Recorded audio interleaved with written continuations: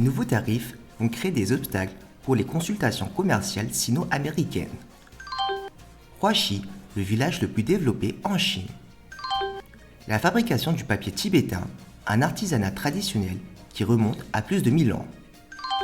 La Chine envisage de lancer un système de faillite personnelle. Le Xinjiang a créé 350 000 emplois au premier semestre 2019. La position de la Chine est claire. Si les États-Unis imposent de nouveaux droits de douane, cela constituera un obstacle aux négociations économiques et commerciales et ne fera que prolonger le temps nécessaire à la conclusion par la Chine et les États-Unis d'un accord commercial mutuellement avantageux. Un voyage de 1000 km commence toujours par le premier pas. Peu importe la longueur de la route, tant qu'on continue d'avancer, on arrive toujours à bon port. Nous espérons que les États-Unis feront preuve de détermination et de persévérance et travailleront avec la Chine pour conclure un accord économique et commercial mutuellement bénéfique sur la base du respect mutuel et d'une égalité dans leur traitement mutuel. Ces derniers jours, un certain nombre d'élus américains ont proposé une législation qui maintiendrait les restrictions strictes imposées aux géants chinois de la technologie Huawei. Le ministère chinois des Affaires étrangères a de nouveau répondu. Les États-Unis ont utilisé leur puissance nationale pour lancer des accusations sans fondement contre des entreprises chinoises.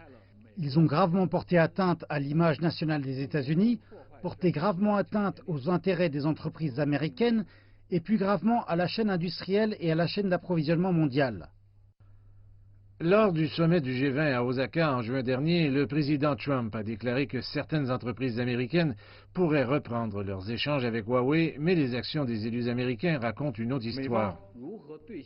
La communauté internationale surveille comment et quand les États-Unis honoreront leurs engagements, qui concernent leur propre crédibilité et la confiance du public.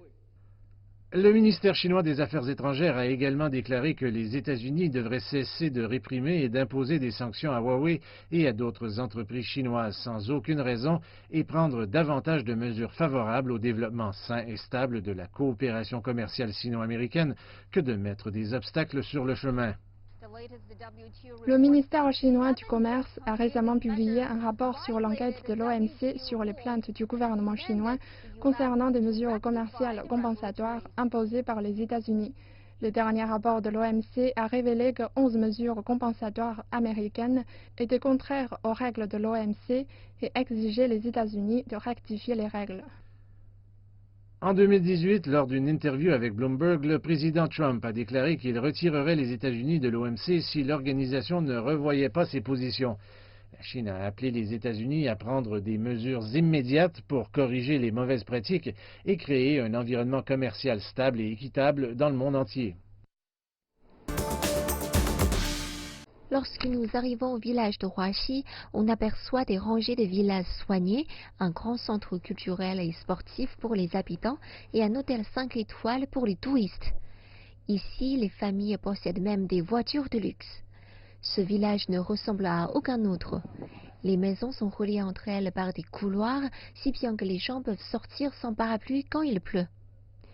Pouvez-vous imaginer qu'un village aussi avancé était autrefois le village le plus pauvre de Chine?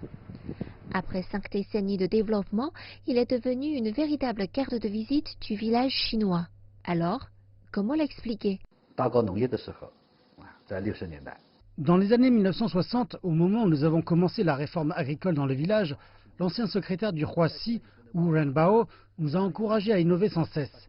Après avoir résolu le problème de la nourriture, il a étudié les moyens pour les résidents locaux de s'enrichir. Alors que le pays n'avait pas encore commencé à encourager les habitants à créer des entreprises, Huaxi a fondé sa première entreprise, ce qui a transformé nos paysans en ouvriers. Comment Huaxi a fait pour progresser dans le domaine agricole? Il s'est efforcé de développer une agriculture scientifique et technologique. Le village a constitué un centre de recherche en agriculture et en élevage. Celui-ci sélectionne et cultive des fruits, du riz, des produits aquatiques, des légumes, des arbres et élève des volailles, selon des méthodes scientifiques et technologiques. Prenons l'exemple du centre de production du riz. Pour garantir la pureté des gènes du riz, les semences que nous utilisons proviennent de l'Académie des sciences agricoles du Jiangsu. Ensuite, nous avons sélectionné les semences en les immergeant dans de l'eau salée et en avons éliminé environ 30% qui sont celles de mauvaise qualité. C'est ainsi que nous garantissons le rendement et la qualité de notre riz. Le contrôle est centralisé tout au long du processus de la transformation du riz, qui est strictement conforme aux critères de numérisation, de processus et d'industrialisation. Après avoir fait des progrès dans l'agriculture, Huaxi s'est investi dans le développement industriel, ce qui lui a permis d'accumuler du capital.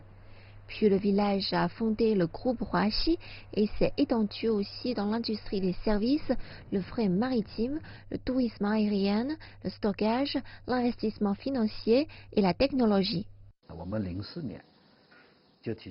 Huaxi propose 2 méthodes de transformation depuis 2004. D'abord, c'est le passage de la quantité à la qualité, puis celui du travail manuel au travail intellectuel. Grande entreprise ne signifie pas forcément bonne entreprise.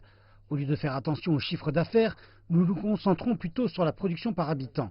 Après plus de 10 ans, avec la transformation et la modernisation, nos ventes n'ont pas augmenté, elles ont même diminué. Cependant, la production par habitant a augmenté, donc nous payons plus de taxes. En 2018, Huaxi a versé 1,48 milliard de yuan à l'État. Le secret de la réussite du village de Huaxi consiste en une vision à long terme, associée à une grande capacité d'adaptation aux situations nouvelles. Espérons qu'il saurait encore inspirer longtemps d'autres villages et entreprises sur les moyens de parvenir à un meilleur développement. C'est le début d'un long et lent processus qui remonte à plus de 13 siècles. Il commence par éplucher la racine d'une plante toxique appelée l'aconite. Et le résultat final est un ancien type de papier tibétain. C'est très précieux. Moi, mon grand-père, mon père et mes fils sommes tous des fabricants de papier tibétain. 4 générations continuent à fabriquer du papier tibétain. Son fils, Pu Chiong, perpétue la tradition familiale dans le district de Niemo au Tibet. Une fois la racine transformée en pâte et diluée, elle est moulée dans un moule fait à la main. Pour fabriquer une feuille de papier, il faut 12 étapes différentes, à commencer par déterrer les plantes. Une personne ne peut fabriquer qu'une feuille par jour. Voilà à quoi cela ressemble à la fin et cette feuille se vend à un peu plus de 100 yuan, soit environ 15 $. Elle a une sensation de tissu. Ce papier peut résister à l'eau et aux insectes et durer très longtemps. Dorje explique que le papier orné est utilisé pour copier des textes sacrés. Certains sont suspendus dans les temples locaux. Le père veut ouvrir un magasin que son fils pourrait exploiter dans la ville de Lhasa, à quelques heures de là, créant ainsi un marché plus lucratif.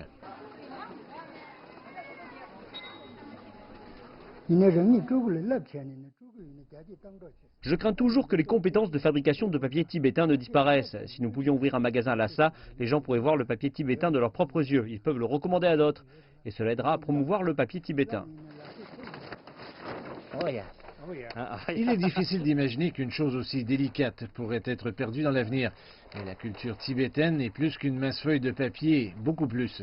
Dans la région rurale du district de Shenza, au Tibet, les habitants fabriquent des vêtements traditionnels qui figurent sur la liste de protection du patrimoine culturel du Tibet. Le costume de bazar a une histoire de plusieurs milliers d'années. C'est l'un des précieux héritages culturels des costumes nationaux. Le gouvernement et la population attachent une grande importance à la sauvegarde et à la protection de cette culture. Des vêtements au papier en passant par la danse, une histoire riche et le désir de rester en phase avec le futur, tout en gardant un pied fermement ancré dans le passé. La Chine envisage de mettre en place un système de faillite personnelle afin de résoudre le problème de la dette solidaire des personnes physiques en cas de faillite d'entreprise, selon un document de la Commission de développement et de la réforme nationale, principal planificateur économique de la Chine.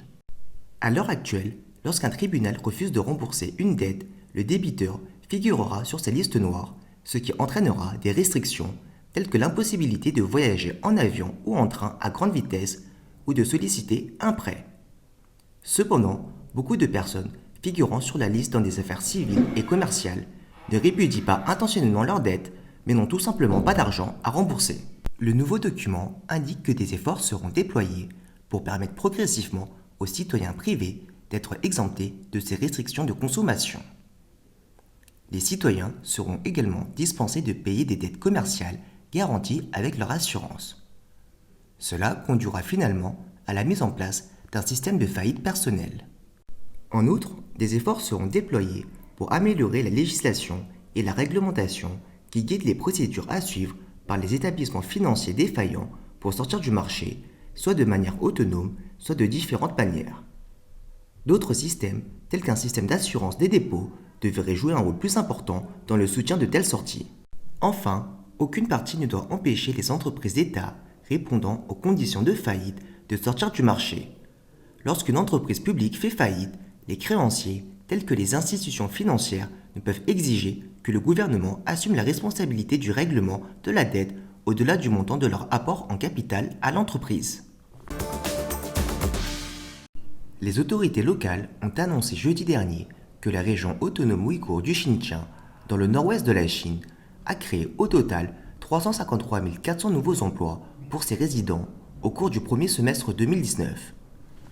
Le Bureau régional des ressources humaines et de la sécurité sociale a déclaré que de janvier à juin, la région avait renforcé son soutien à la mise en œuvre de diverses politiques visant à promouvoir l'emploi et à donner la priorité aux personnes vivant dans les zones pauvres du sud du Xinjiang. Parmi les nouveaux emplois, 235 000 personnes ont obtenu un emploi stable, ce qui représente 66,5% des nouveaux emplois créés au cours des 6 premiers mois de cette année. Parallèlement, la région a connu une augmentation du nombre d'emplois dans les entreprises et le secteur des services. 4 préfectures du sud du Xinjiang, qui souffrent depuis longtemps de la pauvreté, ont fourni de nouvelles opportunités d'emploi à plus de 101 000 habitants au cours du premier semestre de cette année, en hausse de 12,5%, représentant 28,6% des nouveaux emplois créés dans la région.